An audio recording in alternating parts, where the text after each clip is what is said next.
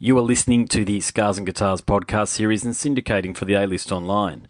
My name's Andrew Mackay-Smith, and this episode of the show features a conversation with Young Jaycee. Now, this is the second time that I've had a conversation with Young Jaycee, and I'd say that he is my favourite new artist of 2018, certainly in terms of artists that I've been introduced to this year. He's got some wonderful music to share with you. He has a new single, it's called Feeling Good, and it turns out he also has a mixtape in the works. So why don't we get to it? Here he is, Young Jaycee. Hey, Andy Mackay-Smith calling. How you going? Good, man. How are you? Mate, I'm pretty good. I've been looking forward to our chat, actually, ever since Nick reached out on Friday with your outstanding new cut here. I know I had a demo version of it before, but you've really finished it off and wrapped it up in some beautiful production here, mate. So congratulations on that. Yeah, thank you. So, mate, apart from putting the finishing touches on Feeling Good, what else have you been up to since we last had a convo? A whole lot, man. In terms of, externally for other people, I've last time I had a talk, I put out another single, I think, Don't Talk. Mm-hmm. I've done a whole heap of shows in my city. Nice. Also, I've been planning. I've got a new mix. I just actually made the announcement about 2 hours ago. I have a new mixtape, self-produced mixtape coming out. I saw that. December 5th this year. Yeah. I saw your Facebook post on that in your Merc. Nice. Yeah. I was just giving it the cup test. No, good on you, mate. But, there's some big things coming up. And, I've just been busy, really busy with this music. Tell us about the shows then, because when we last had a chat, you did some East Coast shows. So you did I think you did a private show in Sydney, and then you might have done a club gig in Melbourne, or it might have been the other way around. But sounds like you've been ramping things up since we last spoke on the live front. Yeah, so I've just been doing loads of shows in Perth. I did one for one of my mates' fashion labels. I did one for a gym convention. I've just been performing at a whole bunch of different, to a whole bunch of different audiences. I did a all ages show at a skate park. Awesome. I've got my mixtape launch that is coming up.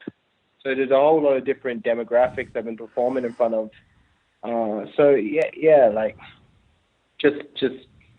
Just whatever, really. Yeah, no, that's great. And, the wonderful thing about that is, and I might have mentioned it when we last spoke, but I've been telling people about you, actually, and to me, there are so many applications for your music. It's really hard to pigeonhole or just to say, Young Jaycee this is his scene here, because you don't have one scene. And I was telling people also about how good a guitarist you were.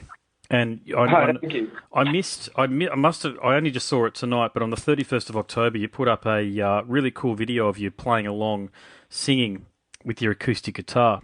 So have you been doing many more acoustic gigs or gigs with your guitar again? Yeah, so pretty much most of my shows I'll bring the guitar out, add that element to it.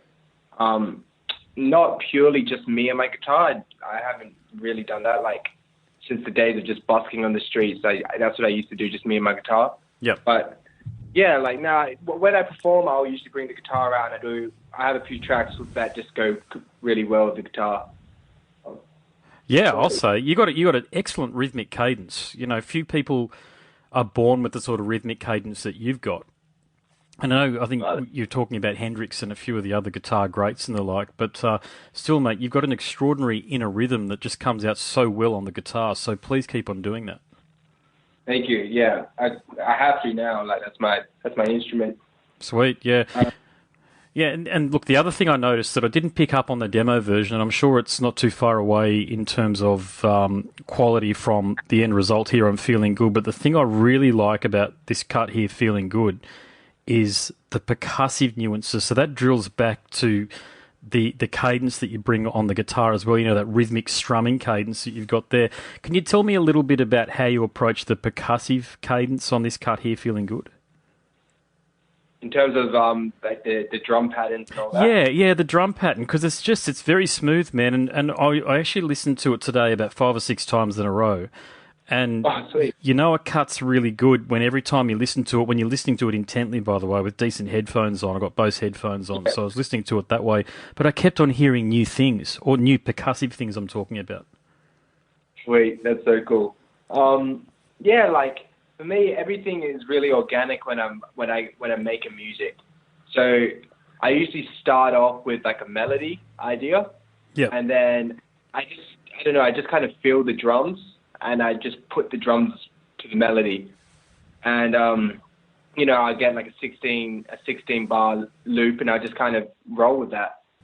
And 16 bars, gotcha. Okay, that's it there. Yeah. Yep. Yeah. And I kind of just, it's all organic. There's no method to my creating, except if I feel it, I'll roll with it. And then I just kind of lay down the drums, and the drums kind of dictates how I'll approach it vocally, I guess. Yeah, that makes sense. It's one of those things that, like, it all drills back to the fact that you've got this wonderful inner rhythm that you bring out through music, and very few people have got it. And I understand it's you are being articulate, but it's also one of those things where you can't really articulate it too much, because it's like trying to describe something that's very innate to who you are. Yeah. So a part of your personality, if you like. Yeah, that's it. Exactly. So what about your lyrical themes, mate? Tell us about the topics that you're addressing within the music, particularly this cut here, Feeling Good. So Feeling Good, the idea behind that was I wanted to take the listener on a journey, right? Like, you notice how I switch it up 3 times within the song? Yeah, yep. So you could say this. All right, so it starts off, and I'm singing. I'm hitting just melodies. I'm singing.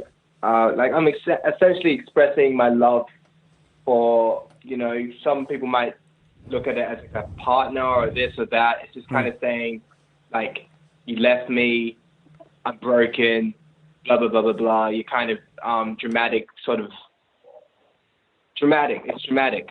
And then when I say, why do you have to make me write another song, that echoes out. Yeah. And then within that echo, it's kind of like, the idea behind that was I wanted to make people really think about that last line. And it just kind of echoes out, and then you hear me coming and going, I was feeling good. I was feeling just fine. And that's kind of me saying, you know what? Screw that. I'm feeling good. I'm feeling fine. I don't need that drama in my life. And then I go on about how the industry is at this point in time. As I start getting further and further into the industry, I start talking about how, you know, I've been declining record deals. People are mumbling, the mumble rap scene. I can't understand them. Can you define your lyrics? You know, I go on about how I see girls on Instagram and their self-esteem so low, and they're photoshopping their thighs. Like I go into the fact that I'm going to sell a show out in Sydney at one point, and, you know, like there's so much to it, but it's just how I'm seeing the world at this point, at this far into the music industry. And I just express it in that whole middle part. And then the end part of the song is kind of me going like, yeah, that's right. You heard all that, and now you're scared. You heard that, and if you were really listening, you know this kid has big potential, and now you're like, you know, like now you know. If you don't know, now you do. And that last, you know, I think it's only like 16 bars at the end, or maybe 32. I don't know off the top of my head, but it's only a verse. It's a short verse. Sure. And I'm pretty much going, you know what? I've got a date with the best, and I'm running late. I'm feeling fine. I'm feeling great. And it just ends. Nice. Yeah, that's awesome, dude. Yeah. And I had a chat to DJ Jazzy Jeff about a fortnight ago. He's just been in Australia. Sweet. Really cool guy, man. Really cool guy to get to talk to. I mean, cool. he's one of the originators, as you know. Been around for a very, very long time. And he said something which really resonated to me, which he said, it's at times like this when we're aware of so many of the ills of the world and a lot of what's wrong, that musicians and entertainers need to step up and give people a release. And I'm actually feeling that with your music as well. So would you agree with that? Yeah, definitely. That's something that's what I want to do, you know, like I want to spread awareness with my music in a way that is like organic. Like you want to move still, you want to still cruise around listening to it. But when you actually pick up my lyrics, there is a deeper message. And I've done that I like to think I've done that from day dot with my music. Is that on a shallow aspect, you might just think it's like another rap song, or you might think it's another pop song, and you know, it can kind of just be put on, and you can just kind of have like a dance to it and enjoy it. But when you actually listen to it and you pick at the lyrics, you go, wait a minute, he's actually saying some real stuff. And that's what I kind of pride myself on, I guess. Yeah, and it's relatable stuff too. You know what I'm saying? You're not talking about stuff that I think someone who hasn't had aspirations or isn't trying to put themselves out there hasn't experienced themselves before. Exactly, yeah. You know, everything is kind of how I like. It's just my life. I like to think like I can't write anything that I haven't experienced myself. And you know what? Stick to that. Stick to that too, mate. Because there are so many people out there that and artists that write lyrics that you know that they're not being authentic about their own experience. They're like projecting or they're trying to adopt another persona. But stick to that, please, because it really comes across as authentic. Thank you. Yeah, that's awesome to hear. That's awesome to hear. So you've been doing all of these shows. You've got this outstanding single here. You've got this mixtape coming up. How do yourself and Nick plan on building your audience? Is it just through releasing this high quality music that you've got, or have you got some other ideas? Like that's not we've come to the conclusion. Like I came to this conclusion from day dot. Like releasing high quality music isn't going to do it. Like it just isn't going to do it because no one's ever looking for new music. People don't know. I know that Feeling Good is an absolute banger of a track, but there's only been 1,000 plays on it, and that's not going to happen. That's not going to change until like something needs. Yeah, so we just reach out, man. Honestly, we reach out. You know, we're all about humility and being vulnerable. Like you saw my if you check, all you have to do is check my Instagram. You know, I reply to every single comment. Sure. You know, I send hundreds of DMs a day saying, hey, if you like this, check this out. You know, we send emails, we push out, like, you know, we comment on other people's stuff. We're just constantly trying to reach out. And like when I do a show, check me out, constantly promoting ourselves. So yeah, like we understand that just releasing music isn't going to do it. Yeah, I guess we're patient. Yeah, and do be patient because I think things are going to happen. And the interesting thing about my podcast series, mate, is that the majority of the listenership is in the United States. And you're an artist that I think would go down very well over there. So have you got plans to go over there sometime maybe not in the near future, but sometime in the future? Yeah, definitely. Not particularly the States, but definitely out of Australia. Maybe, yeah. I foresee it like next year, end of next year, beginning of the 2020, you know. But right now, I guess my main focus is securing, my country in terms of getting a fan base here. Yeah. But that will happen. I have a feeling that will just happen organically as Australia starts backing me a bit more. You know, these countries will follow. Yeah, no, I think you're spot on that. And the fact that you're covering so much ground, and you mentioned that you were playing at an under-18s or an underage gig at a skate park, and then you're doing some, was it a gym opening that you did as well? Is that what you're saying? Yeah, I did a gym convention. Yeah, that's great. How did that go? How was the feedback and the response from people at that for you? That was awesome. It was like, it's like a Zumba. It's called the Jungle Body. It's essentially like a Zumba. Okay.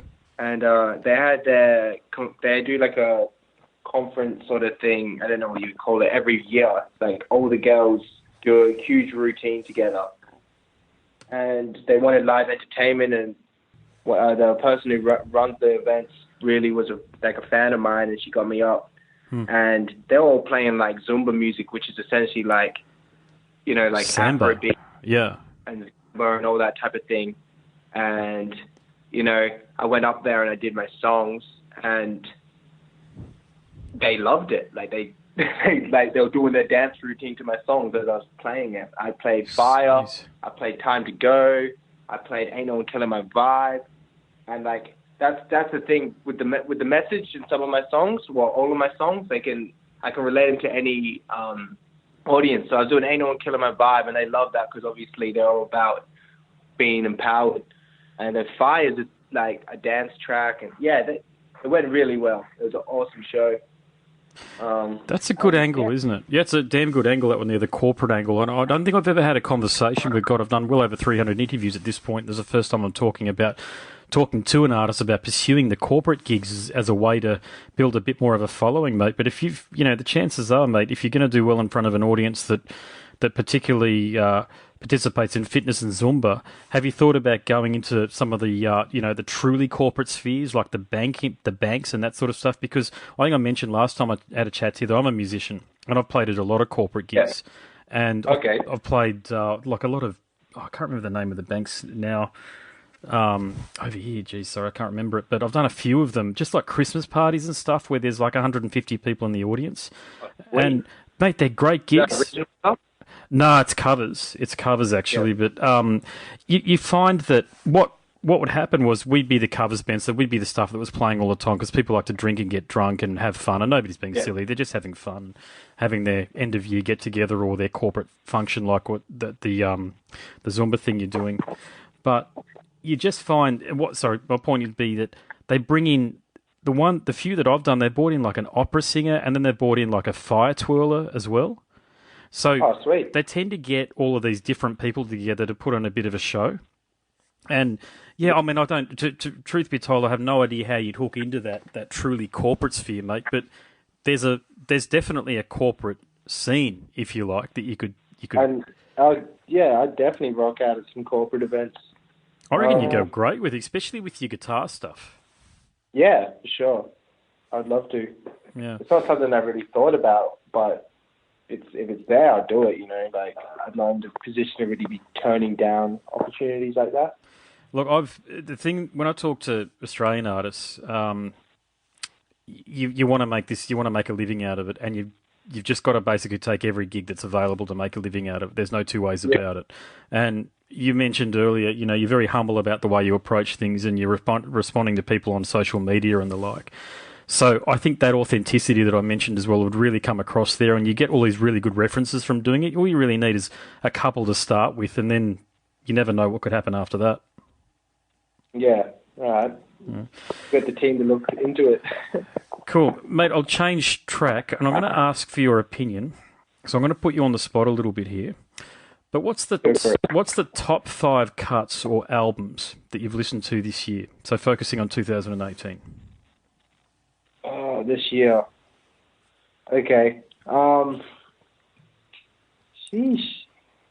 So I definitely got to put Drake's newest album in there, Scorpion, simply because I know it's a pop album, but I really look up to Drake in the way he executes his vocals.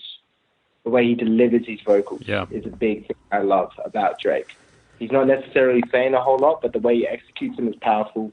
I definitely have to put Russ's new album in there. Cool. Yep. Simply because, like, Russ is just a huge inspiration of mine. He is, like, the DIY expert. And I have to put...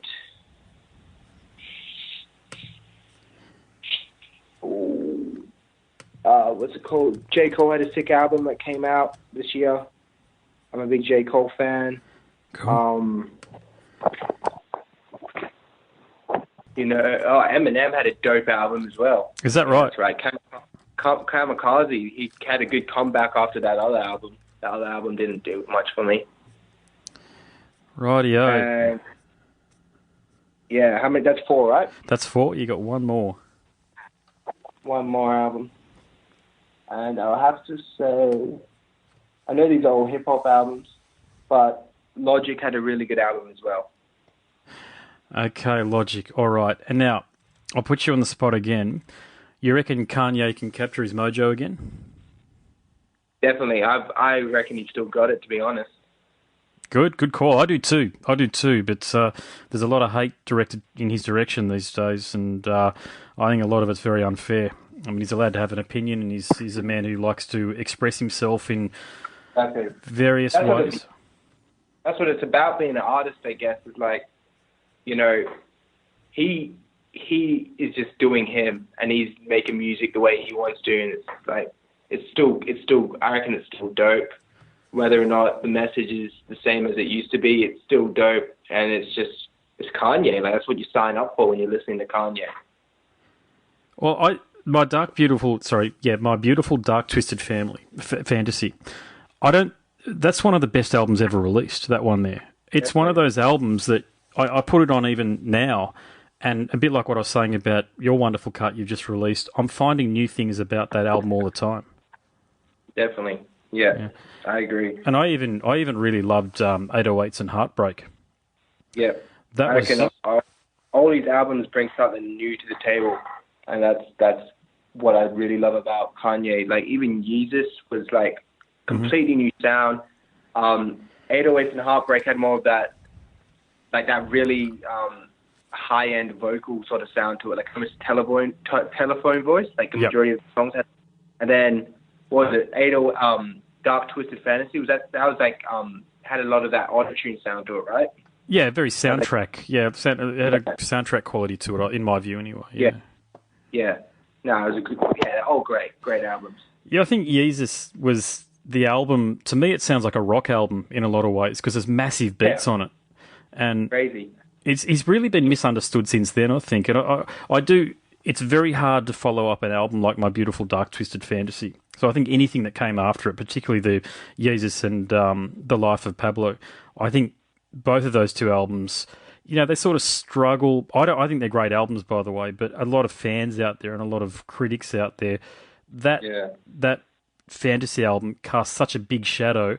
I reckon this album here, I think you're probably spot on, mate. I reckon he's going to come out of it, mate, and he's going to come back in a big way. We'll just wait and see if the fans react, though. Yeah, definitely. Well, his last two projects he put out, I wouldn't even really call them albums, to be honest. Yay and the one with Kid Cudi. Oh, is it? Oh, that's not Pablo, is it? No, I don't know. Which one was that one? I might not have kept up to date with that one. He put out a duo album with Kid Cudi. I think it's called like Kids See Ghosts. Oh, okay. And then Yay. They're all like they're like 6-track albums. They're not like Pablo's cool. It's got a real like it seems to me like he went for an unfinished sort of sound. Like it sounds almost like it's just thrown together, and it's just like it's like raw, but it's polished. Yes. Yeah. Where do you think what his career? His career trajectory has been very interesting, isn't it? And I'm just focusing strictly on the music. But do you think, a bit like yourself, there's a bit of rock and roll in Kanye? Do you think he'd make a good rock album if he ever went down that path? Definitely, I reckon he would. I reckon if he... You go, mate, sorry. Yeah, well, like, if he obviously would have the contacts to make probably one of the dopest rock bands out, so... And then with his production, he would make a crazy rock album, I reckon. I'd love it if he did it. I'd love it if he just stepped up and just released a no bullshit rock and roll record with grinding beats. It would be so good. No one's really making rock and roll anymore, hey? I think as far as the fans are concerned, it's alive and well, but as far as the industry's concerned, mate, it's dead. Yeah, it's not really out there. And I talk to a lot of rock artists, and a lot of them, heavy metal's doing quite well, in the underground, deathcore, metalcore and stuff. But if you're talking about radio rock stuff, mate, I mean, the bands that were big 35 years ago are still the bands that are big now. It's crazy. There's just been no new big bands that have come along in the last 30-odd years. I can't... outside of Foo Fighters, really, who I don't really like that much, outside of Foo Fighters, I can't really think of anybody that's really right up there.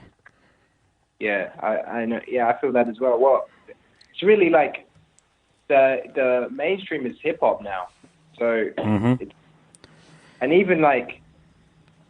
it's weird. There's no real big guitar solos that there used to be, like a full verse dedicated to a guitar solo and all this crap. Like, yeah, it's weird, and I don't think it's interesting because I don't think the fans' taste has changed too much. It's just mainstream media and what they're putting out there and making front and center, and what's on the radio. Well, there's no radio really these days, as we know. It's the big broadcast diaspora these days, from podcasters like myself through to internet radio stations, satellite radio stations if you're in Asia or in the United States. But yeah, I don't know. I don't know what the answer is there either. It's I guess I have a bit of an issue with the way rock fans and metal fans are so backward looking. I make the point all of the time that urban music and hip hop music fans, they support the new and the current. So you mentioned Drake before. So if there was a big festival and if it was dedicated to that sort of music, right, he'd be headlining it without a doubt. But mate, have you seen the Download Festival that's coming to Sydney and Melbourne? It's like Judas Priest, Slayer, Ozzy Osbourne. It looks like a who's who of 1985. Yeah, it's like if you're into rock music, you're not really supporting new rock music.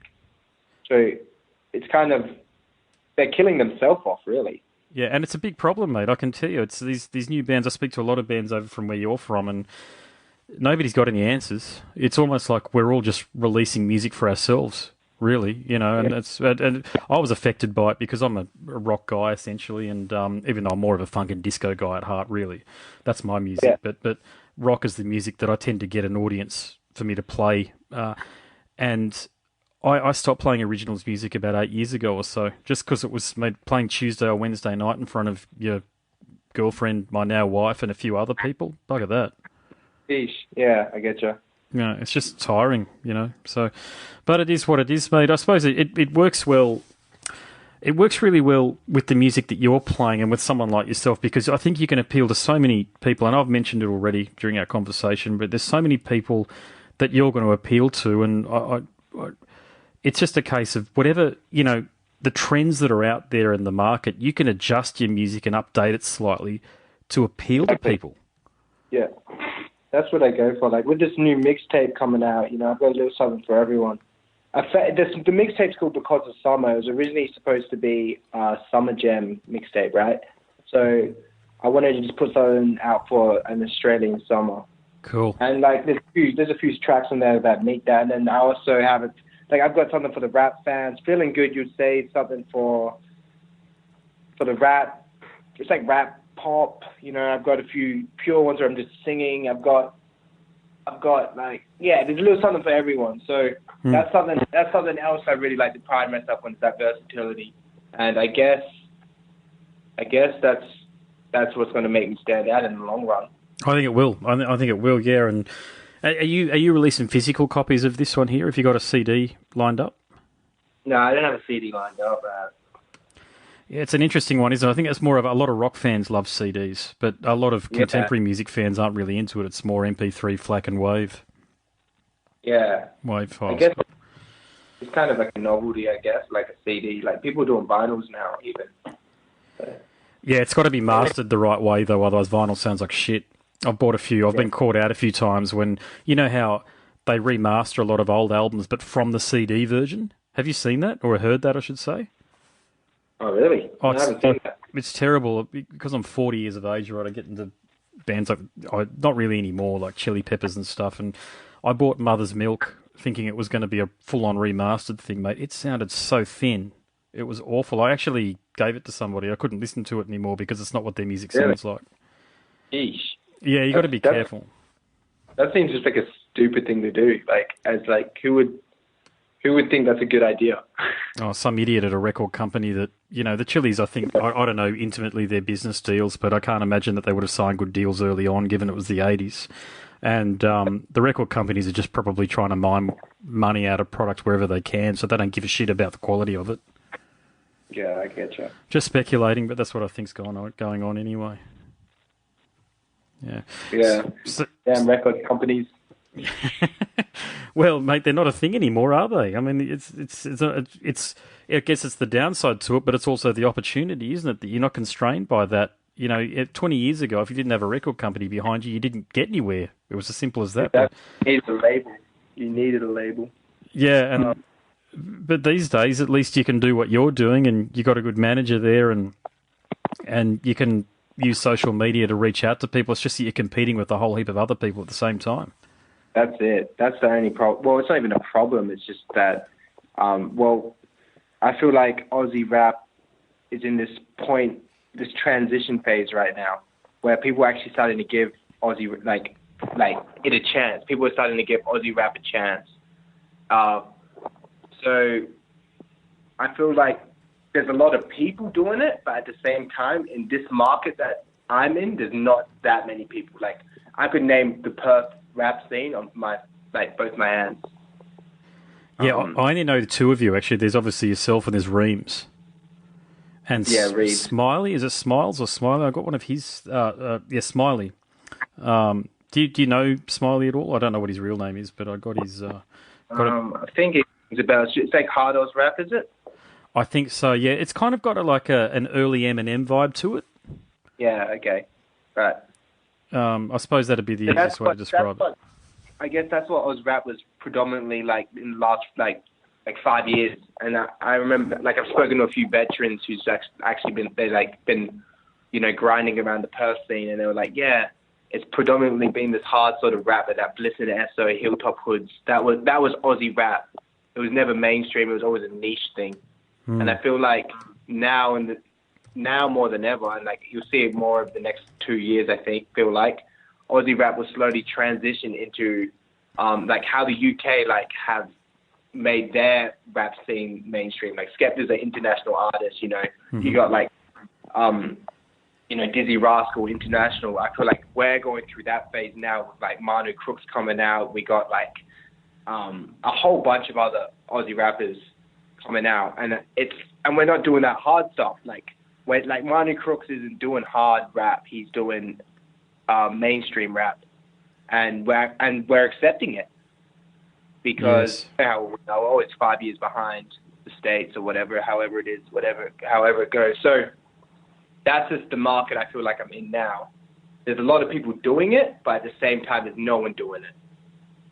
There's nobody prominent really cutting through, is there? I know what you're saying. I know exactly what you're saying. Yeah, there's a lot of people sort of on the periphery of sort of getting their collective shit together, but there's nobody really sort of like you that's really got it all together. And if the impression that I get from you is if there was an opportunity offered to you to go and do either a tour or a collaboration or to go and work with a big name producer, you'd be ready to step up and take that opportunity.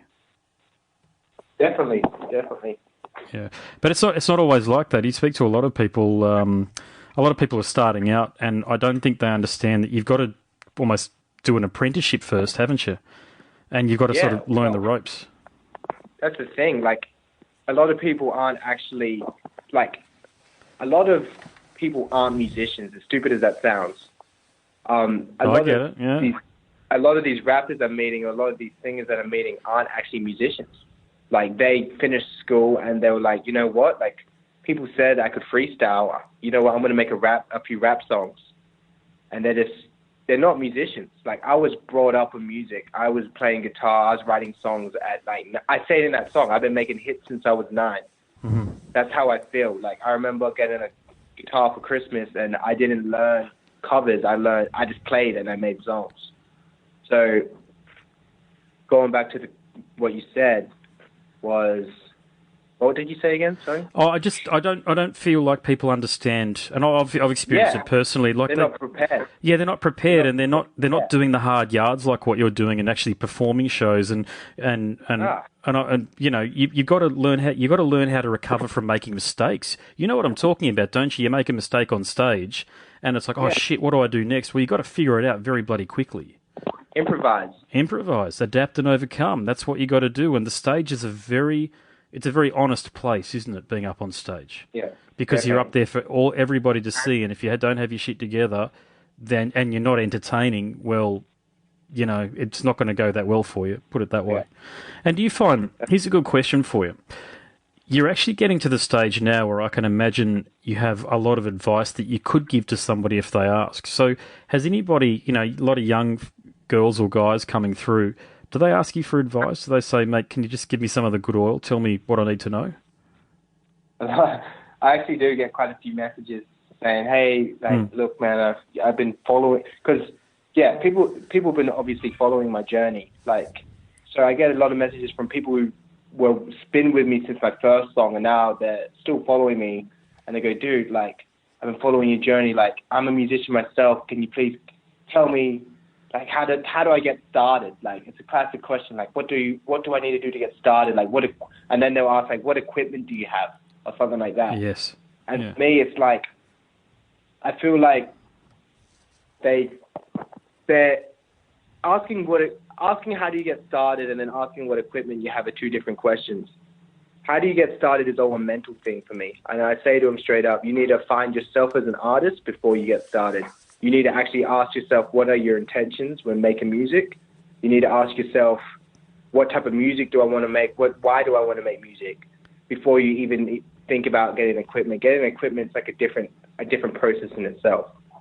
So I got a lot of people asking me for advice, and I answer every single person because like that's the relationship I want to have. Cool. But I do get questions, and maybe you could set up like a mentoring program, because there's not a lot of people doing what you're doing, right? And it's very popular with the youth brigade.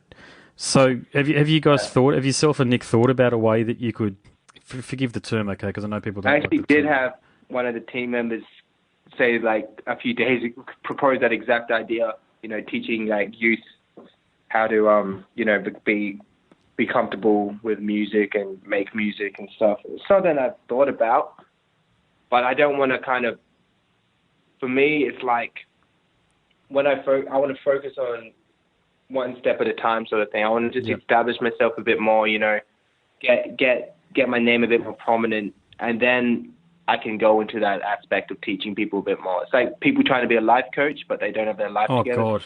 Yeah, that thing's terrible, mate. You're getting a really important point there. Because just firsthand, I can tell you the people that I know in my own life, and they wouldn't be listening to this, so I don't have to worry about offending anybody, but the people that I know in my own life that go into those life coach venture things, they are definitely not the people you want to be taking advice from about how to fix your life if you've got a problem.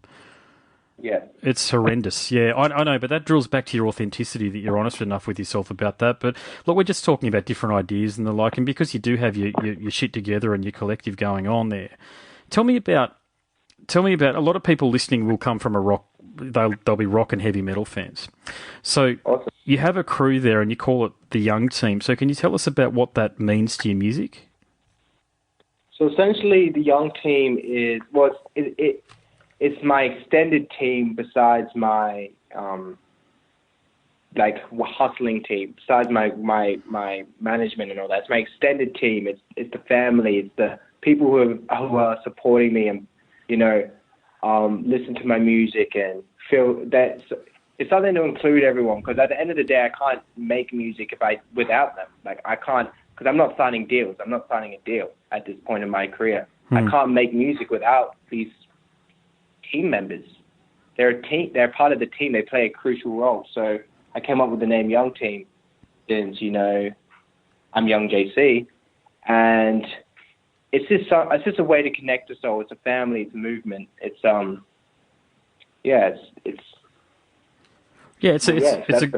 group of supporters around you that can help spread the word and do they interact with people on social media and give you support that way as well? Is that also how it works? Yeah, so I've got a hashtag I use, and people can associate themselves with the Young Team, and like they say, I'm a part of the Young Team. It's essentially me opening the door, saying anyone's welcome to be a part of this. This is not like I'm not selfish with my music. It's crazy as that sounds. Like a lot of artists aren't very inviting when they're with their music. Like they're putting out music, but they're not inviting for people to listen to it. They're not. It's kind of a way of me going, you know what? Like I'm making this for you guys. I'm not making this. Mm-hmm. You know what I mean? Kind of. Yeah, I do. Yeah, I do. Whether or not they're actually out there saying I'm a part of the Young Team, I'm gonna send out emails for Young Jaycee, but they definitely feel like they're a part of. They're a part of my creative process. Yeah. They're a part of, you know what I mean? Yeah, we're tribal. We're a tribal species. We like to be members of groups, and we identify with success as well. And what I think you're effectively saying is you want to share in the success that you'll inevitably experience. Yeah, exactly. That's part of it. And mate, I noticed you had some pretty choice T-shirts going on in some of the videos. So if anybody wanted to purchase one of them, how could they do that? They're not for purchase just yet. Okay. I don't want to. I'm at this point where it's like I don't want people thinking that's why I'm doing it.